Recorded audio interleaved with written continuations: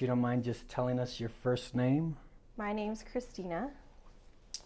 Can you tell us a little bit about your childhood? Yeah, so I am born and raised in Colorado. My dad was in the Marines, and my mother is from the Philippines. And so my dad met my mom overseas, and fast forward a little bit, they were in Colorado, and I was born here. And yeah, I remember my childhood being really happy in the beginning. I was the oldest of all the kids on my dad's side of the family and oldest of my siblings. So in the beginning of life, childhood was great. I had so much love and so much support, and I was just, I guess, spoiled rotten by my family. And then fast forward a few years, my brother and sister were born, and my mother then developed a mental illness. So she is bipolar, schizophrenic. And then my childhood turned from like super happy, go lucky childhood, like a normal childhood, to, I don't know, it was like kind of a confusing childhood. With my mother's illness, I didn't really quite understand like what was happening in my world, but it got turned upside down. And so it went from happy to kind of switching over to kind of a confusing, lonely, like, I guess awkward time growing up. So Growing up, did you have any dreams or aspirations? I did. So I grew up in the 80s, so I was really obsessed with like camcorders and the VHS tapes. And so I wanted to be a news reporter, first and foremost. I loved being in front of the camera, and I loved being able to share the news with people because I wanted to help people. But then as I got older, I wanted to be a doctor and I wanted to be a teacher, all kind of with the same purpose, to be able to help people. Can you tell us a little bit about your relationship with your dad and how that felt for you? Yeah, so it was really interesting with my dad.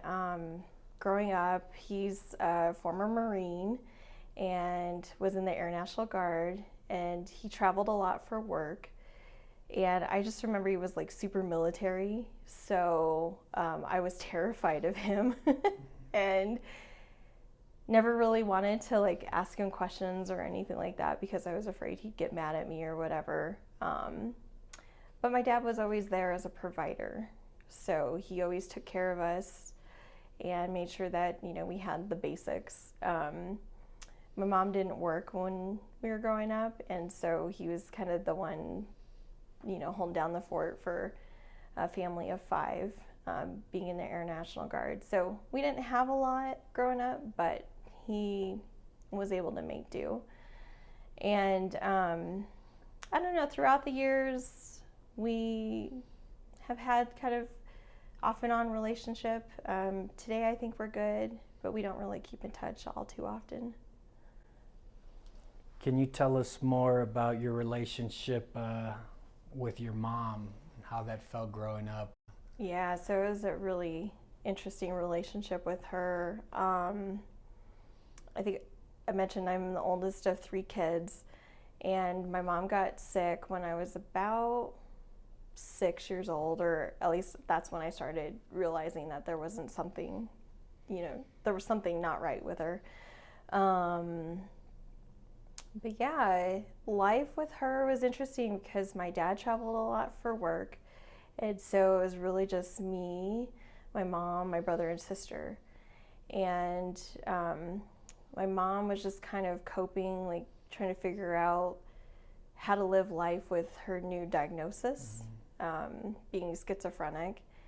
And I remember like whenever my dad would leave town, she would get off medication and she would go through withdrawals. And it was kind of like this cycle where she would be fine because she was medicated, and then she'd get off the medication and she would kind of have episodes, and nobody was really there for me or for her, or my brother or sister. So I kind of had to take charge and kind of become the parent at a very young age. And I feel like I was about 6 when I had to start taking care of my younger brother and sister. So, yeah, it's a very interesting relationship with her, because not only was she mentally ill, but she also, and I kind of came to this realization as I, got older, that she was also abusive. And so she would, like do something, she would beat me, she would lock me out of the house, and I would have to sleep outside of our apartment building, just because she, had some hallucination that I was trying to go after her or whatever. Yeah, it just didn't really make sense as a kid. But I did know that it wasn't normal, and yeah, How did you cope with that as a kid? Well, it was really confusing to me, and it brought a lot of shame. Like, I felt really embarrassed, to let people in to know, like, what was going on in my family. No one really talked about it, and I don't know if it's because it's like, I grew up in the 80s, so mental illness had the stigma around it, right? And my family certainly didn't want to talk about it. They just would rather like brush it under the rug. So it was really tough for me just because I felt like I had no one to talk to, no one who really understood, and it just felt really lonely.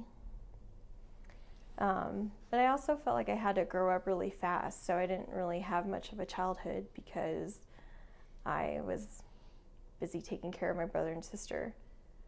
But on the other side of that, it was kind of fun because we didn't have a lot of supervision, and so we could do whatever we wanted to do. And I remember, like, in the summer times I would wake up and just get dressed and get out of the house as fast as I could, and I would play outside like all day until it was dark out.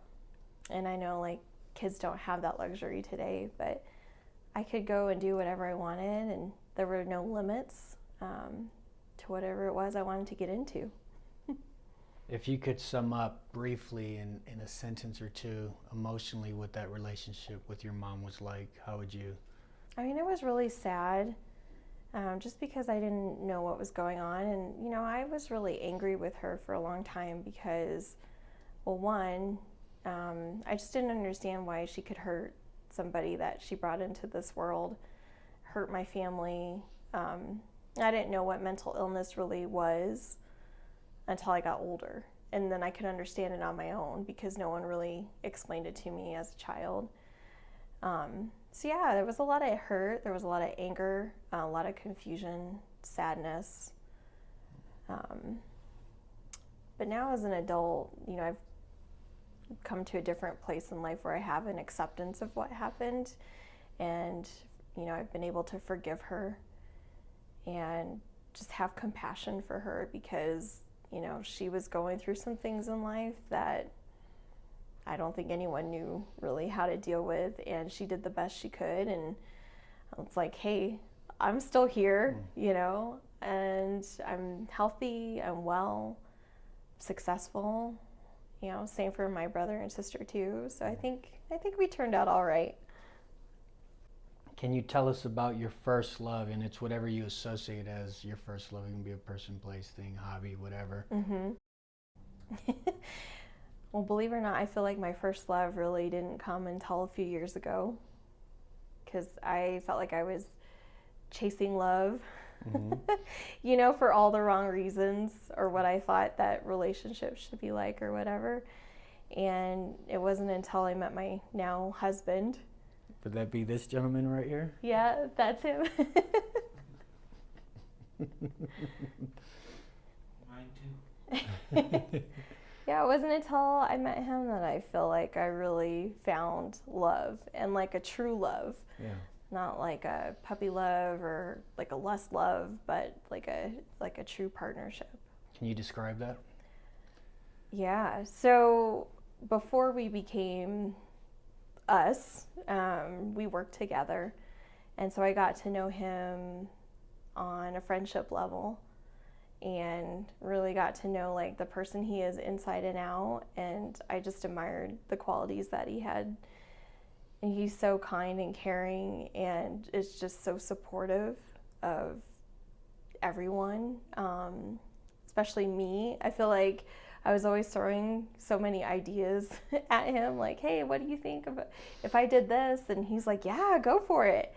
You know, he never like poo-pooed my ideas, right? He was always like, yeah, I think that's amazing and you should go for it. And, you know, just the, I don't want to say unconditional love, but it feels like unconditional love that he's given me and shown me, despite like, you know, what I consider flaws or, you know, my shortcomings. You know, he still loves me regardless. Can you tell us about your first loss or heartbreak and how that feels? Yeah, so I was really close to one of my aunts, and she passed away a few years ago suddenly. She had been battling like an autoimmune disease, but then it got worse, and she ended up having to have like, emergency surgery. But as a result of that, she had some complications and she passed away. And so, yeah, that one really stung a lot. Like I really looked to her as one of my like strong female role models, like growing up. And I was just excited to share life with her because my husband and I had just got engaged. And so I'm like, oh, I'm so excited. Like we get to plan the wedding and she's going to be a part of it. And, you know, I just pictured this future with her in it. And then suddenly, like, she wasn't there anymore. How'd you deal with that loss? You know, I was definitely sad, and I definitely grieved for a long time about it. In fact, I still, like, every day I think about her. But I just know that wherever she is, you know, she's watching me and she's supportive of me just like she would be if she was here. And I feel like she was, you know, she was with me for my wedding, and she's still with me now. So I just, you know, hold on to her spirit and just know that she's there like rooting me on, and that's what really gets me through. Who would you say first taught you what love is, or the closest thing to it, and how? Yeah, my grandmother on my dad's side definitely taught me about love in so many different ways. Like she has the biggest heart, and she showed me what a strong woman is, and she was my role model growing up since my mom wasn't able to be there for me to do that. My grandma had 4 kids of her own, and lost her husband like when I was just a little kid. So she really took on the role of just taking care of the family, and she showed so much love to all of us grandkids. Like I would always be so excited to go over to grandma's house because I know like she would have my favorite meals, she would have my favorite like movies ready to go.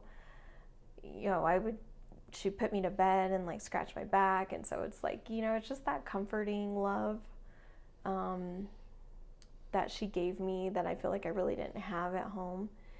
And I also feel that she taught me about, you know, being an independent woman and what that meant. And there's just so much love, I think, in that, in being able to show like strength and how to overcome like any challenges that you have, and know that regardless of what, you know, actions I take or mistakes I made, because when I was growing up as a teenager, I was pretty rebellious. I made a lot of mistakes, and it's like no matter what, Grandma was always there to give me a hug and tell me how much she loved me, and whatever I did, it didn't matter because she just loved me for me. What's love to you now, and what's the difference between, if it's evolved for you, what it was when you were younger to what it is now? Yeah, I think as a kid, I just wanted attention. I just wanted to be seen. I just wanted to be heard. I wanted to be taken care of, because I feel like I had to spend a lot of my childhood taking care of myself and taking care of other people. And so I just wanted someone to take care of me. And I feel like love was kind of hard for me to, I won't say come by, but like to accept as a kid, because of the circumstances I had growing up. I just felt like nobody was really there for me, and I kind of had to figure it out on my own. So I built up this wall and didn't really want to let love in. And so growing up, there was like, you know, a lot of relationships that I had that as soon as like someone started getting close to me, I would like push them away. You know, because I felt like if I let somebody in, you know, they would hurt me or leave me or, you know, whatever. So now fast forward to who I am today, I have made it my purpose to embrace love and just love on everybody, because I feel like that's the currency of the world that makes the world go round. And everybody deserves to be loved. There's not a reason why no one on this planet shouldn't be loved. And so that's just my personal mission, is to make sure that everyone feels special and that they feel cared for and know that they have someone there to support them if they need it. And that's how I feel today. Like, I've surrounded myself with people who love me and support me and accept me for just who I am. What's a good day look like for you? I feel like almost every day is a good day. Well, it's a general, what are the components to those good days? So good day means that I have felt like I have made a connection with someone. I feel like connection's so important, and even if it's just a quick like share a moment with a stranger, or, you know, call a friend that's like on my mind, it's that connection that I feel like really just motivates me in life. And so I make sure that I take time out of every day to connect with somebody, especially my family, because I've got my husband at home. I've got one of my stepkids, and then I've got 2 others too. So I always try to make a point to make sure that I'm connected and I'm present with the people that are around me. What's a bad day look like for you? I think bad days, like if I happen to just kind of get in a funk and I'm like hard on myself. I think bad day too is like if I get really stressed out or have some anxiety and I can't really shake it, then it just kind of, you know, takes over my day, and just, yeah, I can have like so much plan that I want to accomplish, but then I end up like not having any energy or motivation. I might end up on the couch or something like that. How do you get through those days? Well, it used to really bother me and I would beat myself up about it, but now I feel like I embrace it, because I feel like, you know, maybe it's just my subconscious mind telling me like, hey, like I need a break. Or, you know, you can't always have good days, right? It's like this balance of life, because it's just life, right? There's things that are going to happen, or I'm going to wake up and be like in a crappy mood just because, and it just is what it is. So I just have learned to accept it and just be with it and know that it's only temporary and it's eventually going to go away. What's a person or an event that shaped you, good or bad? I would say one of the biggest events in my life is I got pregnant when I was 16. And so I had my son, and he's now 26. So, you know, at the time, I carried a lot of shame around that because, well, one, I got pregnant when I was 16. And I don't really wish that upon anybody. because it was really a tough time in my life. You know, I didn't really understand what was happening. My family wasn't really supportive of it. I tried to go to school, and the kids at school were, you know, teasing me. Especially once I started to show my belly, they were like making fun of me and threatening me for whatever reason. You know, and it was hard because I faced a lot of judgment. I faced a lot of criticism. You know, I was told that I wasn't really going to amount to anything because I just kind of threw my future away by deciding to keep the baby. But I felt like it was the right thing to do. And I think without it, I wouldn't be the person that I am today, especially not without my kiddo, because I did overcome a lot. And yeah, like life was really hard. I ended up quitting high school my junior year and got my GED so that I could work and support my family. And, you know, I guess that's not the norm, right? That's not what people do. So there were some things that I did miss out on, you know, early on in life. Like I didn't get to go and have a traditional college career or, you know, be out partying with my friends or, you know, going backpacking across Europe or whatever. But instead I was, you know, at home taking care of my kid and working hard, and I definitely got some lessons out of that, and it really shaped who I am now and my work ethic. And for that, I'm really grateful. What inspires you? Gosh, I am really inspired to help people. You know, like I was saying, like when I was growing up, I wanted to be a doctor, teacher, news reporter because I wanted to help people, and I wanted to help people feel better or be happier, to learn something. And so that's really what inspires me every day, is just to be able to inspire others to make a difference in their lives.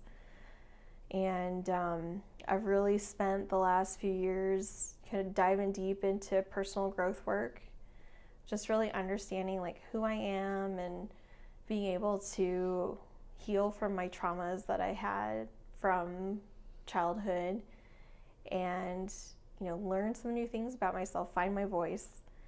And I feel like now that I've come to that place where I've healed and I've found my voice, like I'm now turning that into my purpose, and to be able to help other people and to inspire them to be able to heal and overcome their, you know, challenges from early on in life too, so that they can have peace.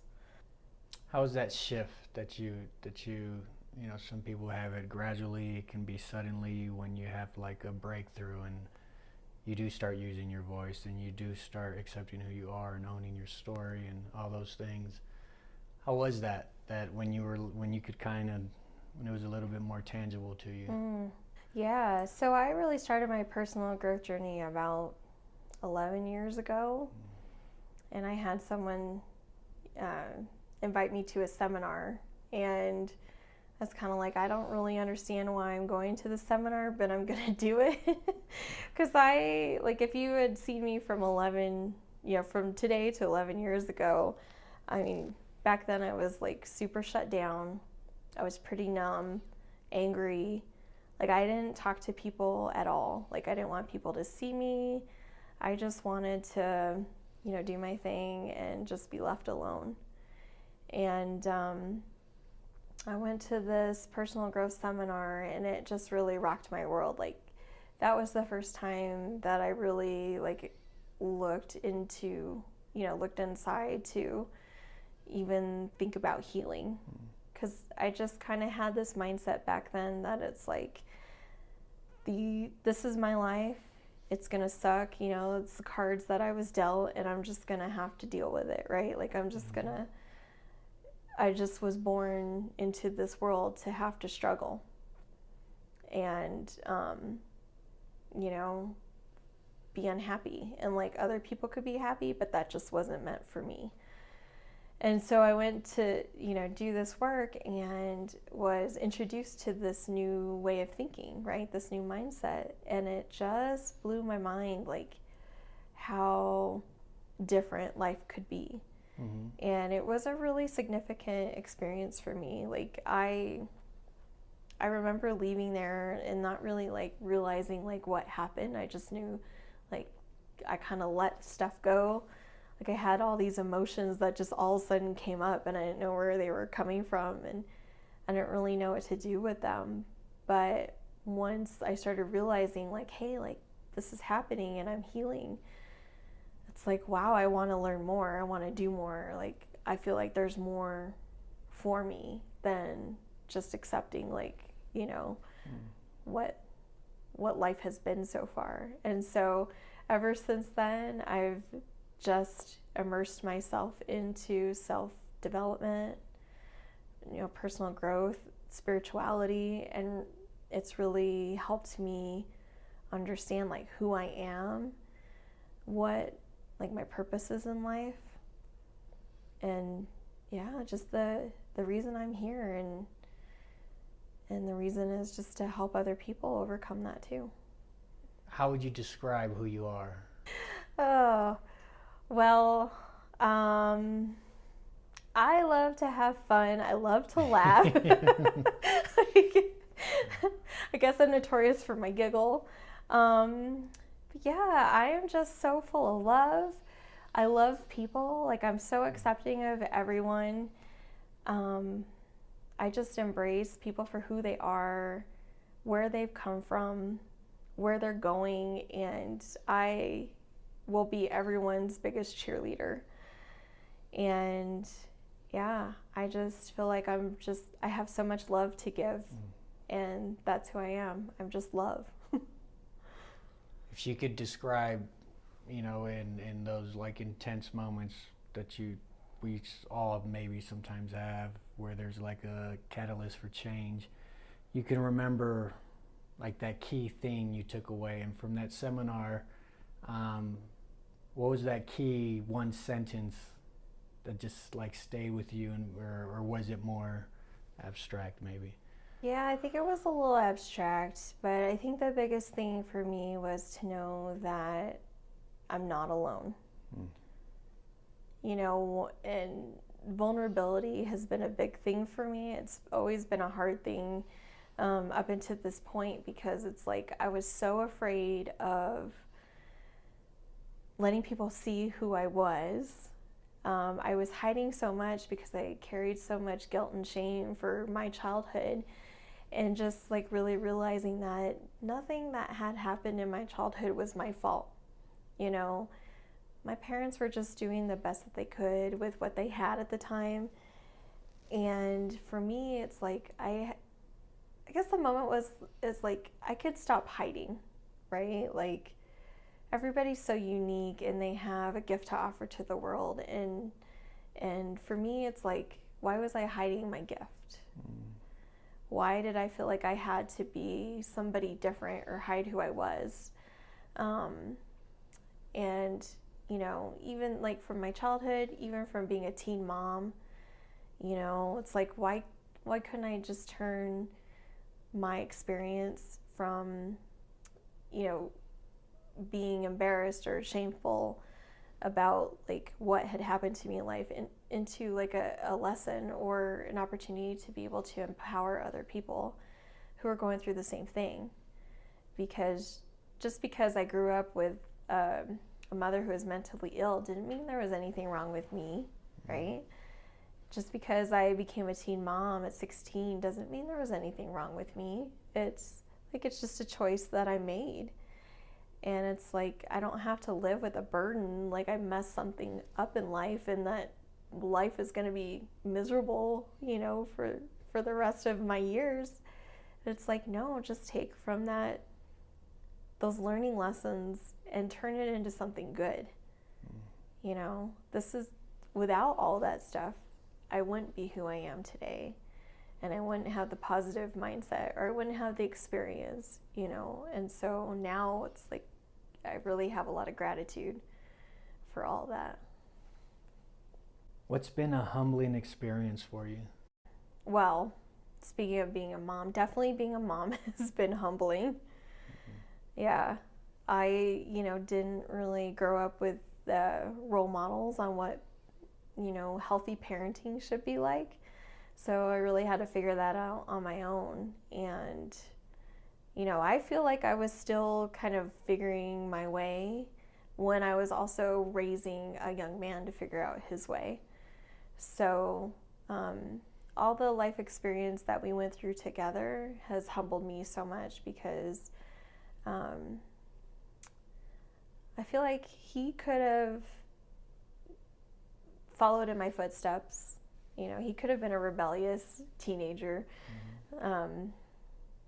just kind of running the streets, not really living by any rules, getting himself into trouble, things like that. But instead, he, decided to go a different route and be an amazing, awesome kid. And I'm so proud of him, and I'm humbled because I feel like, I don't know, I never really took credit when I was younger for the way that he was raised, and he's really turned out to be a really just amazing young man with so much love too, and he's so smart, and he's doing so many good things with his life that I just feel humbled that he,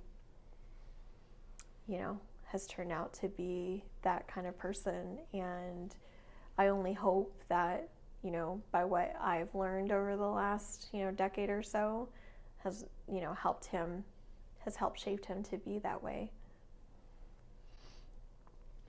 So for this next question, if you can go in your mind and think, this life event can be mental, physical, or spiritual, can you tell us about a time in your life that you can relate with the word war? I don't know if this is really kind of what you're looking for, but like when I think about war, I don't think of it as like political per se, or social, but really like the war within ourselves. Because like I spent so much of my life like conflicted and battling what I thought like I needed to be or who I needed to be in order to fit in with the world, that I was constantly at war with myself. And because of that, I feel like there was so much conflict, like unhappiness, anger, confusion within myself, that it just, I wasn't allowing myself to really live like a fulfilled, like happy, purposeful life. I was really like kind of isolating myself into living in my own world of like kind of being, I felt like I had to put up this wall, right? Like to protect myself from any hurt or conflict that could come my way. And so it was very, it just was very sad and lonely. And it was definitely hurtful. So, when I think of war, I guess it is like a mental, emotional, and spiritual, How'd you navigate that? Well, diving into this personal growth work that I've done over the last decade has really helped me realize that I really was at war with myself, right? Like I wasn't at war with the world. I wasn't at war with my mom, with my dad, society, whatever. It was just like my own internal battles that I was fighting. And once I decided to, show up for myself and do the healing, I could stop being at war with myself, right? I could stop beating myself up for things that happened in the past, or regrets that I had, or the shame that I carried around, and I could just start accepting myself for who I am, and know the strength that it took for me to get from where I was then to where I am now, and finally find peace in my life. What's one of the consistent things that you do as far as your healing? Like, what's one of those things that you've done consistently to to kind of stay the course? Yeah, so I started playing, crystal singing bowls, like sound bowls. Yeah, so I found that as like very therapeutic for me because I love music, and just immersing myself into playing the bowls, I'm able to like turn off my brain and just really be with myself and just be with the music and just create harmony, and it just feels really peaceful and soothing. I've also discovered like breath work, and so I practice breath work pretty often just to kind of keep myself regulated, just because of I think what's happened so much in the past. I will always have to kind of deal with stress and anxiety. It just comes up, it can happen pretty frequently for me. Sometimes I even just wake up with it, and being able to use the bowls or do some breath work, I'm able to get kind of, more peaceful place by meditating and just being able to kind of like, I guess, reprogram my nervous system. Yeah. So for this next type of question, well, it's the same type of question. If you can go in your mind and think, this life event can be mental, physical, or spiritual. At this time, can you tell us about a time in your life that you relate to the word peace? Yeah, like I feel like right now I feel peace. Once I was able to forgiveness is a big word for me. Once I was able to forgive my mother for all the things she did or didn't do when I was a kid, I felt a sense of peace. And also with my father, because even though he was doing the best he could to cope with the fact that my mom was ill, like I felt like he wasn't really there for me, and so that brought up a lot of anger for me like later in life. But just being able to understand like where they were, and they were doing the best that they could. I was able to forgive them and have compassion for them, and that brought me a lot of peace. And then once I was able to resolve that with them and then forgive myself for the past mistakes that I've made, I then started to feel a lot more peace in my life too. Did that take some getting used to, just the feeling of the peace? Oh, totally. Sometimes I feel like I'm like some sort of what do they call it? Like I'm faking it till I make it type of thing. Because, I had in my mind, like, when you're at peace, you're always at peace. And it's like, no, that's not the case, because sometimes things come up in life and it's a little chaotic and it might be stressful or bring on anxiety or whatever. And there's no peace in that. But there's peace in knowing, there's peace in knowing, like, that you can overcome those situations, and there's like resources available, and just knowing that I have made right with all of my wrongs, and so I can sleep good at night knowing that that's where the peace lives. Can you tell us about the hardest thing you've been through, how it felt, how you endured? Yeah, I would definitely say becoming a mom at 16 was one of the hardest things that I've ever had to do. Even though I grew up taking care of my brother and sister from a young age, did not prepare me at all for what life would be like being 16 and having a baby, and not really having support with my family because they did not support the decision for me to keep the baby. So I found myself like out on my own, having to raise this kid, trying to figure it out. I left school, I had to get a job, and so it was like I had to grow up really fast. And that was hard because I didn't really have a whole lot of support behind me, kind of helping me figure out what I needed to do. you know, there were times where it's like I didn't sleep at all for weeks at a time because I had a colicky baby and I was working and, you know, trying to take care of everything, and still try to figure out who I was. Like, you know, it was this weird balance of taking care of a little person, being responsible and working, but then also still wanting to like go out and like have fun with my friends and things like that. So it was hard, especially since it's like I didn't really know who I was at the time, and just kind of, yeah, felt like I had let everybody down by making this choice to be a teen mom and not finish school and, you know, all this stuff. So that was really hard.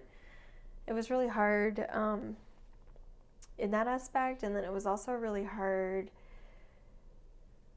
because I was judged so much by everybody, like judged by my family, judged by my peers, judged by people that didn't even know me, to the point where I was like just even kind of like telling little fibs about my life. I was hiding like who I was. Like, people would ask me how old I was, and I would lie and say I was like a few years older because I didn't want the judgment of them knowing that, you know, I had a kid at 16. And so that was really hard. You know, just life in general, trying to make it, being a single mom. It was hard to try to figure out who I was because it's like all my time and attention went to somebody else. And it was hard because I just felt like, you know, I didn't really fit in anywhere, and I didn't really feel like I was being accepted. And so it just felt like I was getting kind of hit from all sides, you know. Would you say you just endured simply by just continuing to, kind of like you have no choice but to, you know, as a child, and eventually it kind of worked out for you, right, towards especially where you're at now, but just kind of doing the day-to-day, right, one day at a time? Yeah, one day at a time, and just hope, like, you know, I don't know, it was like paycheck to paycheck. Yeah. Sometimes, you know, some days it was like, do I go buy groceries or do I pay the electric bill? In a way, I kind of had too much pride to ask for help because it was kind of like, well, I've got myself in this situation and I'm going to see myself out, right? So some of that hard times came from my own, like, ego, I guess, my pride. But yeah, it really was like, this is the hand that God gave me, and I'm just going to play it, and we'll see what happens. And, you know, it's just, and I hate to admit it sometimes, but I definitely was, like, living in that victim mentality, right? Like, the world is happening to me, and, like, maybe God doesn't love me because he just keeps making my life so hard that, you know, okay, I'm just going to have to live life like suffering, right? Like life is always going to be a struggle. Can you describe the mentality, the victimhood mentality, and when you were in that realm versus to where you're at now? Like, what is the contrast of those? Yeah, I mean, I think the big contrast is just taking personal responsibility, right? And knowing that my life now is guided by the choices that I make, whether they're good choices or bad choices, and just to know that if it's not the right choice for me, that there is an option, right, to make another choice to make my life better. So instead of just kind of, I don't know, I guess the word is resign. Like, instead of resigning to what my life is and letting life happen to me, I can now be active. Right. In life, yeah. I can be active, and I get to choose how I want life to be. Can you tell us about a truly joyous moment in your life and how that felt? Yeah, I would say getting married was a really joyous time in my life. I was married before. I married my son's dad. We were 18. So we just got married out of circumstances, right? Like, and I guess you call it like young love or lustful love, whatever.